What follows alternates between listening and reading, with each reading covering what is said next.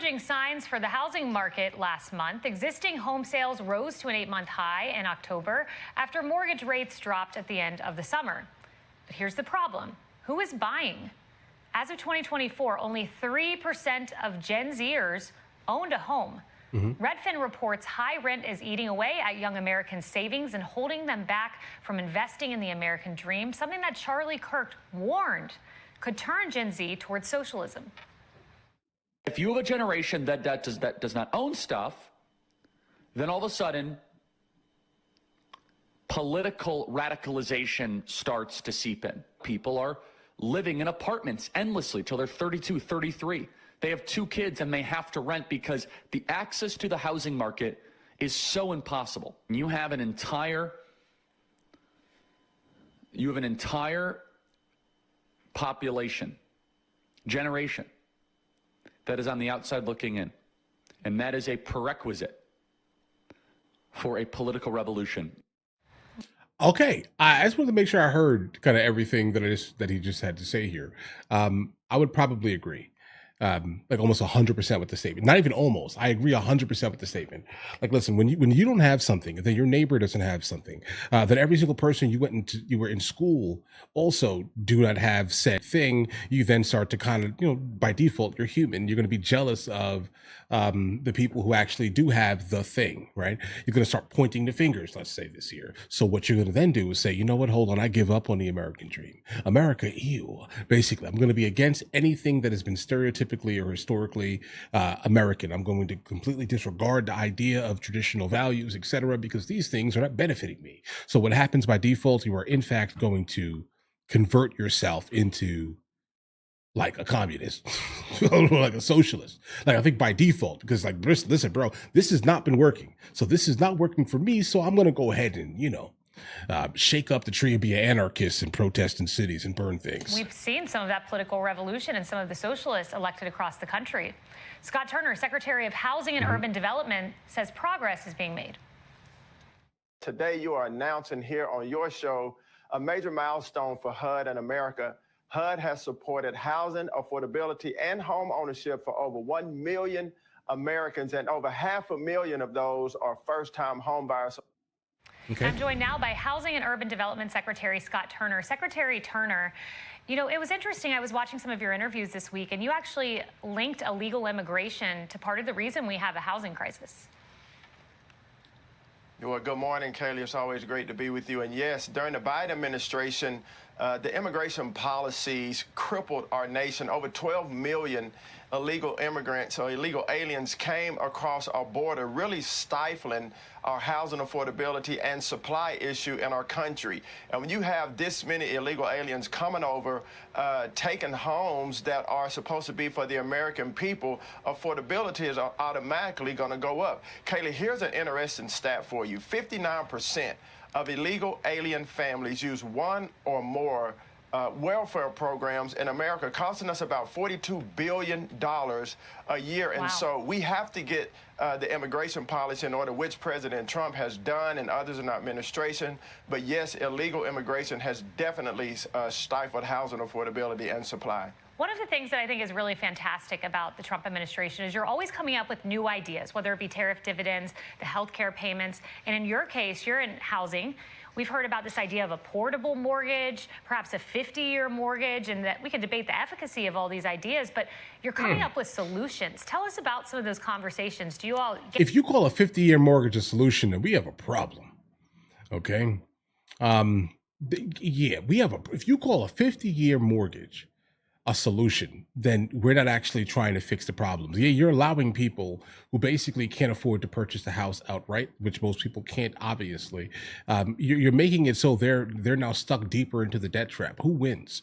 The person that purchases the house with a 50-year mortgage, or the lender that loaned you, that basically gave you the loan for a house you're going to be paying for until you basically expire.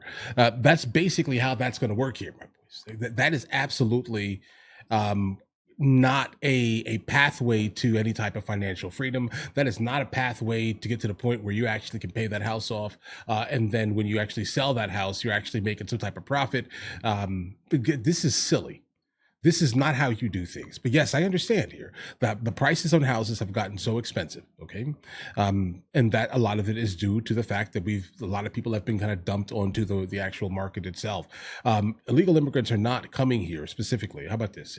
Immigrants in general, they're not coming here and immediately buying a house here. Now, if they are a legal immigrant, they're more likely because they're probably coming with financial backing from the country that they're leaving. If they have come in through the asylum process, then most likely they're not coming to buy a house, guys.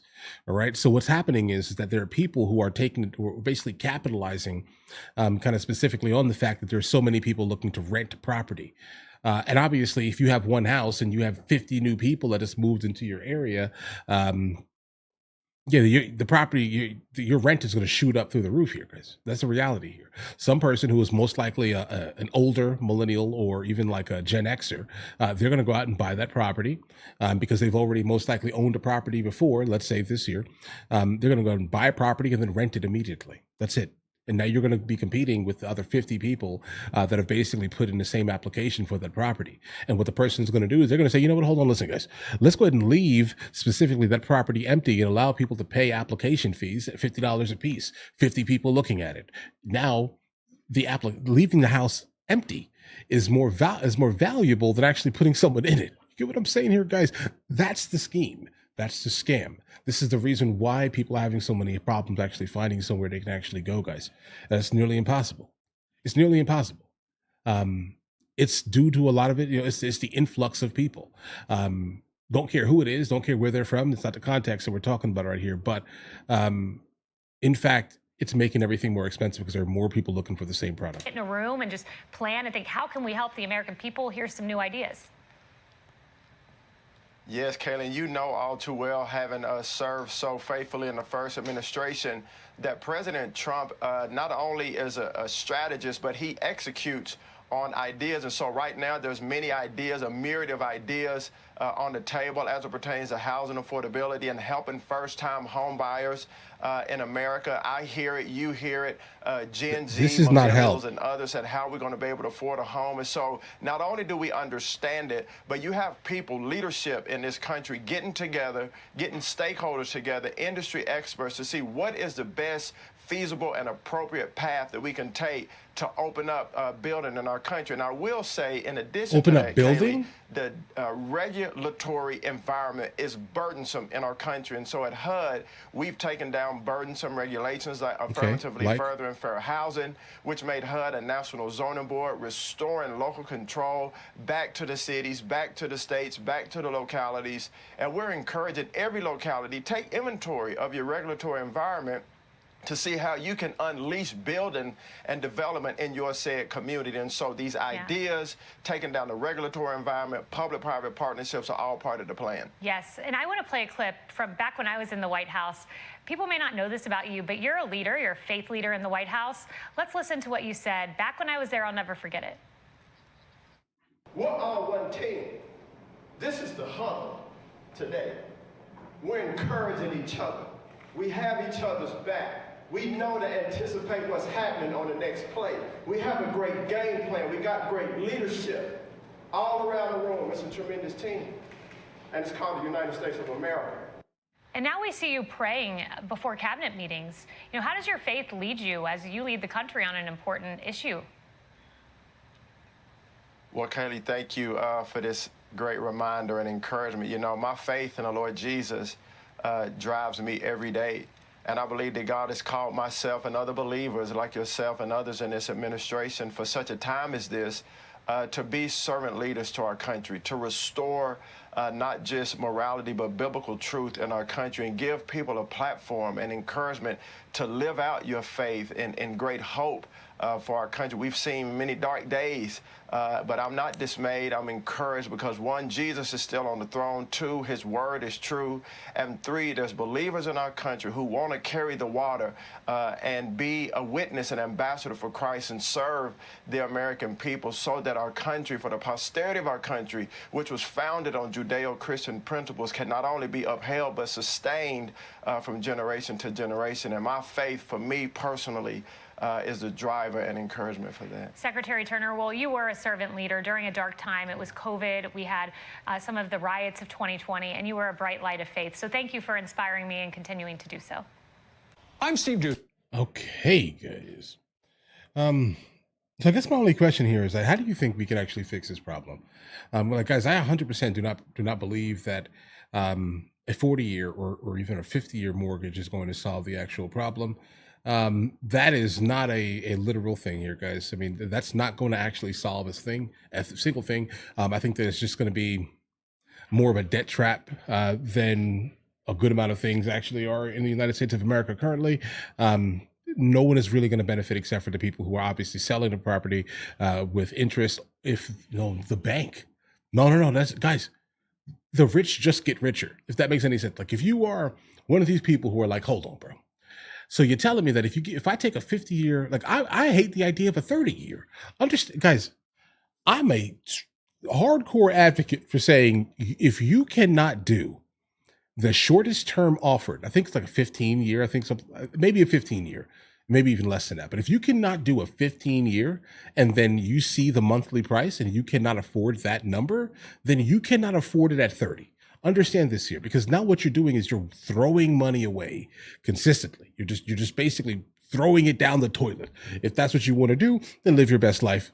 Be wasteful and don't complain when you realize how you're being basically, milked. Right? You could be being milked, my boys. All right. And I think that's kind of how it is. So, like, same thing with cars, bro. Like, listen, whatever the shortest term is, look at that number, divide it, look at the monthly payment. And if you cannot afford that number, you cannot afford what you are about to finance in terms of a car.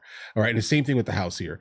If you want to know how to get yourself out of the situation financially, the debt trap that America has basically set up for all of us, right? You have to understand, go for the lowest term, divide it. If that number is too high, then by default, you cannot afford it. And also at the same time, if you ever go out to buy something, right? This is kind of how I was raised here in the context of this here. If you are going to go buy something and you cannot afford to buy 3 of it, then you cannot afford it. Doesn't matter what it is. Like think of that right there, and you'll understand the methodology here of how not to completely get hosed on everything that you do in life, because it's very easy to do that. It's very easy. Oh, I'm about to go to the store. I want to go to McDonald's. Can you right now afford to buy it 3 times? If you can, go ahead and live your best life. If you cannot, then why are you buying that, bro? You can afford it. Right? You have to understand these things. My opinion, obviously, and I think that a lot of people, Gen Z specifically, if they would just kind of understand like how to like focus on, I would say that they would solve a lot of their own problems. Truthfully. Oh wait. I'm gonna go to Starbucks, right? I'm gonna go to Starbucks. Can you afford to buy it 3 times? If you cannot afford to buy it 3 times, then you can't afford to buy it once. Let's just be honest here. All right. I'm gonna go buy a car. Okay, ask for the 36 months. And then ask them specifically what's going to be the monthly payment at 36 months. If that number is wildly high for you, then you can't afford it at 72 months. You're just throwing money. I don't want people to throw money away. Stay away from these ridiculous interest rates, bro. And that's just the reality. You're right. I mean, like regular consumption 3 times, not a house. Guys, I love being outside the United States of America and buying things for that price, bro. I appreciate that, seriously. Right, I'm telling you, because like I remember I used to get like €2 pizza in Spain. Amazing. But yeah, so guys, regular consumption 3 times. That's what you do. You say, okay, I'm gonna go to the store. My TV broke. I'm gonna go buy a new TV. Can you afford to buy it 3 times? Can you? If you can't, then you can't afford it. Those are the rules. Live by that specific thing. All right, because that's how I live. I'm telling you, I will not buy something unless I can get it 3 times. I think that's the reality here. And I was raised with that overall mentality. That's how you know specifically if you are actually in a position that you think you're in. Oh, I saved up $1,000. I'm gonna go buy a 70-inch TV because it's on sale at Walmart for $750. Bro, I don't know. I'm just giving you an example. You still can't afford that TV. Nope, I don't care. You saved $1,000. I don't care. Save $3,000 and then go buy that TV for $750. then you can afford it. Those are the rules. All right. Those are the rules. Those are the rules. Now, in terms of like building your own house, though, is it that easy? No, it's not easy. It's not easy at all. All right. And if you're like, first of all, if you're buying land to build a house, you have to clear the land and hope that there's electricity on it. If not, then get ready for the craziest bill you're about to see trying to put electricity on your house that is legitimately like, what, a half a mile away from the road. Just, you'll see immediately what I'm saying when I say this. All right. That's not a good idea. Unless you can, like in certain places, obviously, if you can build your house, build your house. Just understand that there's a lot of like regulatory things, in fact, that are going to pop up. And the electricity company is going to completely bend you over, my boys. Oh yeah. Yeah, they're going to do that. They're going to get you, bro. You're going to be like, wait a second. Putting electricity on my property it costs more than the land that I just bought? Yes. Basically, that's kind of how that works there. But it would be great if like a bank would actually do like a solid loan on a house build, because a lot of the times that's not going to be a thing you can do. You're not going to be able to really get a house like a loan generally, because like the underwriter has nothing to basically bank it on, unless you're coming with another asset and you're utilizing your asset specifically as the collateral, let's say, for the loan. But it's still not going to be a loan on the house build. It's going to be a loan, like a personal loan of something. You can also do like a hard money loan. Those loans are absolutely terrible. I would not suggest doing a hard money loan unless you're an investor and you're looking to buy a property and then just basically flip it. That's not a good idea. Long story short. All right. Construction loans are a thing in your area. Oh, okay, that's cool. I mean, obviously construction loans like are a thing. But that's not everywhere like accessible, I would say. Like everywhere that I've experienced, at least, guys. But a credit union is much more likely to probably give that to you. Probably anywhere.